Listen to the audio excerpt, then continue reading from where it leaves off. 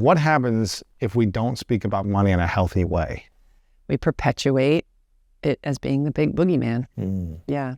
And I think anything that's hush-hush has, and I relate it to sex all the time. Like, we're all supposed to be really good at sex, but you're never allowed to talk about it, and you certainly don't learn about it, So it's like this weird, mysterious, dirty thing. It really is. I mean, it's dirty. Money is dirty. I don't want your dirty money. Like, you know what I mean? It's dirty until you don't make it dirty, right? Exactly. Until you change it. Exactly. So just by airing it out and talking about it and being joyful about it and talking about what you do with it joyfully and sharing it and making it and being happy that you made it and not, it's so not a big deal. And it's like, we all need it.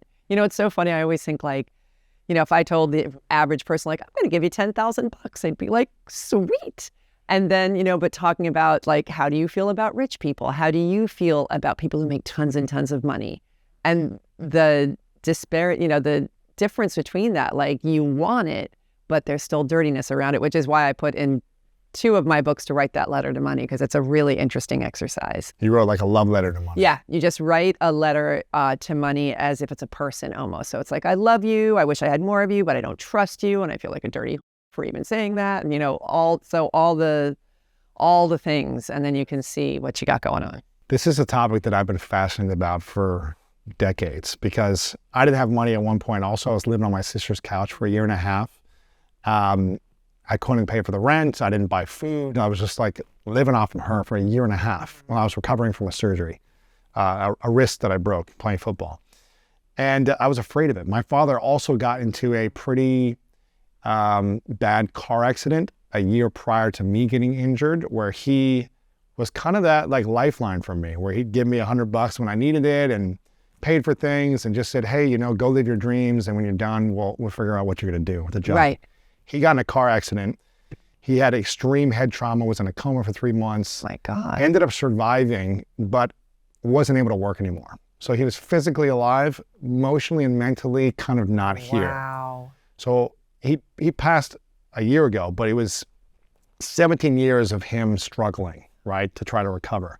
So I had this, father backup to support me financially, in a sense. I mean, just to give me a 20 or $100 here and there. Mm-hmm. And he was no longer able to do that. Wow. So I remember being fascinated by this conversation 20 years ago, because I was like, I don't understand it. I don't know how to make it. I don't know why anyone would give me money.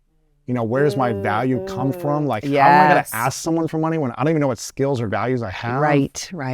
And early on, I started to learn from these, mentors and coaches teaching me about money. And one of them was around the way we speak about money. Because if we are essentially saying this is bad and evil, or I'm not good enough for this, then why would that thing come to us if we think it's bad and evil? We're going to be rejecting it. Or if we don't think we're deserving of it, why would we receive it? Yep. Why would we bring it into us? Right. And so I had to really shift this conversation, 20 years ago around money, and do what you talk about, which is just having more open conversations. Not talking about it like it's this hush-hush thing, but just being more open and conversational and not being so emotionally heightened when you talk about it. And learn from a peaceful place of talking about it. So I love that you have this write a letter to money. Yeah. And really, I tell people, if you want your money to appreciate, you must appreciate it. Exactly. Yeah. And treat it like you're the greatest lover of your life. Right? Yes. Treat it like if you want your partner to be investing in you and to be giving you words of affirmation and physical touch and gifts, if you want all these love languages, then you've got to pour into it. Appreciate the partner you're with. Absolutely. Tell them how grateful you are every day. Tell them what you love about them, what you see in them. And when you appreciate a person, like you said, or if you appreciate money, it can appreciate in value and come to you in return. Absolutely. It's energy. And it really, money is currency and currency is energy. I had to hear it 6,000 times before I really got that money is energy. It's a frequency.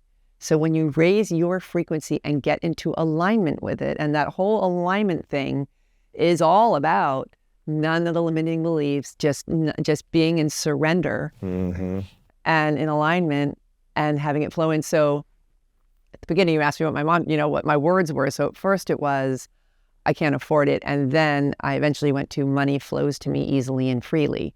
And this is still while I was living in the garage, still while I was, so in debt.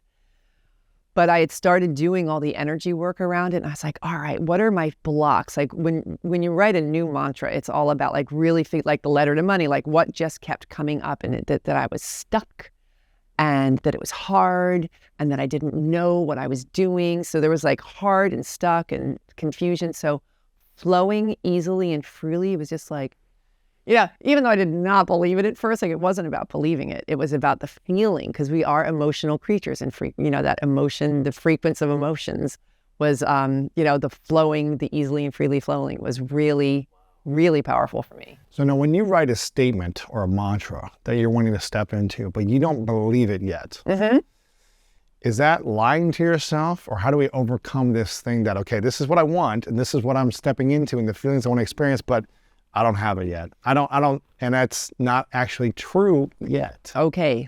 I'm just going to say, if you are not successful at what you want to be successful for and you're feeling stuck, you're already lying to yourself, because you're buying into the identity that is not in the flow. So that's the lie. So money flowing to me easily and freely because I live in an abundant universe and I'm a creature who receives, that is the truth. So even though the identity that I'm in is not believing it yet, it doesn't matter. What matters is that I'm feeling it. So I always tell people, like, you don't have to believe it at first, but you have to feel it. So that's why what the words make you feel like are the most important part about it. So ease and free and flow was the most important part of that. Do you feel like, okay, you said you were around 40 years young when this kind of happened. Was there something in your life that was like, I'm just sick and tired of feeling this way after 2 decades, or like, I just want to see what's possible for me in this next decade? Was there something around that time that made you say, all right, this hasn't worked for 40 years of my life. Yeah. Now I'm going to try something different. I think there really wasn't like, I didn't almost get hit by a bus or, first of all, it's so boring being broke. Like, you can't do anything, right? Really, you can't do anything. So, and I think it was just sort of it's almost like I ripened, it's almost like, how many times do you hear something before it's the aha moment? Why does that suddenly happen? I think you just finally are in a place where you can hear it for some reason. So I had started reading the self-help books and I was really into it. And, I made a bunch of half attempts at like getting my act together. But I think I just ripened, and then I made the decision. Like, I think really living in, and it was like a 1-car garage, like it was small. And I think after a little while of that, I was like, I'm sick and tired of this. Yeah. I am 40 years old, I can do better than this. Right. And so I think I was just so sick of myself. So my friend Dean Graziosi says, we pay attention to what we pay for. Do you think you making this investment in a coach made you pay attention more to, okay, now I got to make my money back, and I want to make more than my money back. So I'm going to focus. I'm going to do all the painful things that she tells me to do, and I'm going to be the best student I can be. Is that what your thought was because you invested? Definitely. And I will say, though, is I've had clients pay me lots of money and not do a damn thing. So it's not a guarantee. So that is part of it for sure. Because I've also given like free coaching sessions to my friends, and it's like the biggest waste of all of our time, right? But so I do think that the exchange of money is very, very real. But I think more importantly, your attitude and the decision. It's deciding. Oh, yeah. Because you can decide to invest, but you're still not committed to taking the action and doing whatever it takes. Absolutely. And I've been given things for free, especially at that time in my life. Like anything I could get my hands on, I was a straight A student. So the money did have something to do with it, but I was ready. But you were also committed in I free, was pay, so whatever. ready. Yeah. No, I was. You were all in. Oh my God, and yeah. Before you weren't committed. Yes, because exactly. you had the emotional blocks that were just half. Yeah, and so I do think it was it's sort of like the water hitting the rock, and then it's the Grand Canyon, like reading the self-help books. Like I had started that a couple years before the garage. So I was sort of priming myself, and then finally I was just like, I'll do anything. Let's do this. Hit me, yeah. What was the book that really inspired you the most? The Science of Getting Rich by Wallace Wattles. Yeah, that's a good one. I mean, not only because it's like this big, because I'm super impatient, but I mean, it's super cryptic. It's like, it's all about the universe being a thinking stuff. And when you impress your thoughts into the thinking stuff, it becomes real and material world. And it really, really, really spoke to me. I've read it hundreds of times. Really? Yes. Yeah. What was the biggest takeaway from that book? Oh, so happy you asked, because I talk about this line all the time, is to think what you want to think is to think the truth, regardless of appearances. So this is everything, right? So mindset is everything. So regardless of appearances, regardless of the fact that I'm living in a garage, in an alley, driving a car with no grill, like those are the appearances, but to think what you want. And I think the want is so key too, because that's your authenticity. That's not like thinking what other people think you should do and how you should live your life. To think what you want, the purpose that you were put on planet Earth to live out, that's the truth. That is the truth. So your desires are the truth, not what's physically around you. Wow. So how do we know that we are in harmony and congruency with our desires? That it's for something not just selfish and self-serving by itself or ego-driven, but more, I don't know, driven by something greater. You know, because if someone says, well, I want to make a lot of money, or I want to make $100,000 in a year, or $500,000, or whatever it is, or millions, how do we line up our desires with our authentic selves so that we don't hurt ourselves in the process of making money, or it become overwhelming, daunting, or draining? I think you always come back to, is it fun? Does it give me energy or deplete my energy? And does it have meaning? Those are the three things that I'm really living my life by these days. And I think that if you're in alignment with those three things, and other things certainly, but those are sort of my big three. Is it fun? Does it give me energy? And does it give me meaning? Yeah. And is it meaningful? Yeah. Is it meaningful? Yeah. I like that. Yeah. And where were you at 39? Doing things that weren't fun, that drained your energy and they didn't give you meaning? Yeah, pretty much. I mean, I was a freelance writer, hustling my butt off. And then like when I really did the math, I was like, the amount of time I spent hustling for this gig, and they don't pay that well, like magazine articles, come on. I was probably losing money, quite frankly. So, yeah, no, there was none of that. It was not fun. It was exhausting. It had some meaning, but you got to get all three, you know? Yeah. Or at least start working towards it. Because you may not be able to at this season, but you got to focus on, can I get one? Can I get one? And is it leading in the direction of something that is fun, that is going to give me energy and has meaning? Because you're right. Like when you're building a company or when you're doing something, like it is exhausting.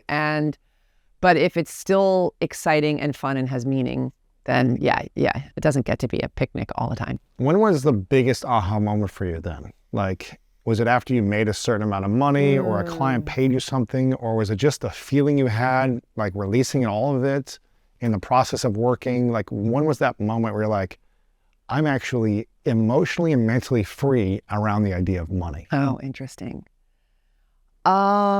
Maybe I'm not abundant of money. No, I will tell you. No, I actually did. And I did put it in You Are a Badass. I put it in one of them.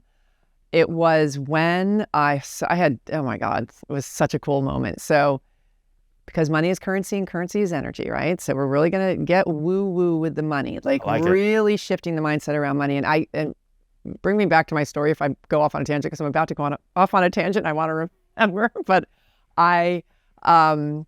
money is currency and currency is energy. Yes, money is currency, currency is energy. And I've had so many clients that have told me, and it's happened to me too, where they manifest when they get into the meditation and they start to raise their frequency and they focus on the amount, the exact amount comes in from outer space that you didn't even think of. And so my story is around that, where I was working with my coach and we were really going to shift my money reality. And so she's like, what amount of money would be really great for you to make right now? Like, what would have a lot of meaning? And I was like, $10,000, because I'm $10,000 in debt on my credit card and I hate being in debt. She's like, perfect. And so she's like, okay, so how soon are you going to make it? And she goes, like about a week, 2 weeks. Because and I was at the time making like 30 grand a year. And I was like, my God, if I made 10,000 in a week, that would be incredible. And I was like, but you know what?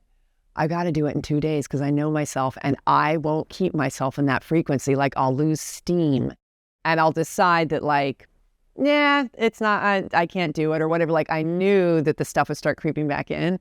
So I was like, all right, 10 grand in 2 days. She's like, great. Okay. So how are you going to do it? And at the time I had this little online coaching business that I had just started coaching writers.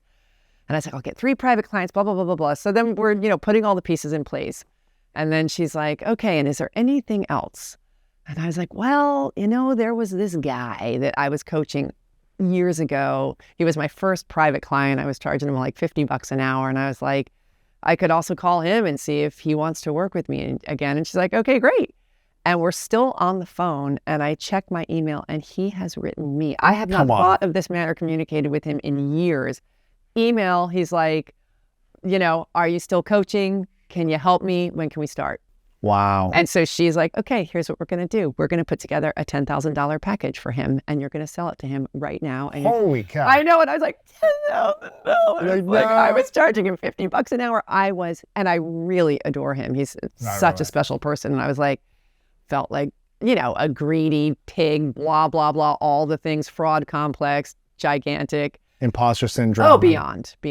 And so she's like, and what we'll do is we'll put together a $15,000 package and a 10 so that the 10 looks cheap. And I was like, I can't do 15. She's like, all right, 12. Pain in my ass. So did a 12, sent it to him and literally wanted to throw up. I was just like, because I really cared about this guy, he bought the 12. Holy cow. I know. I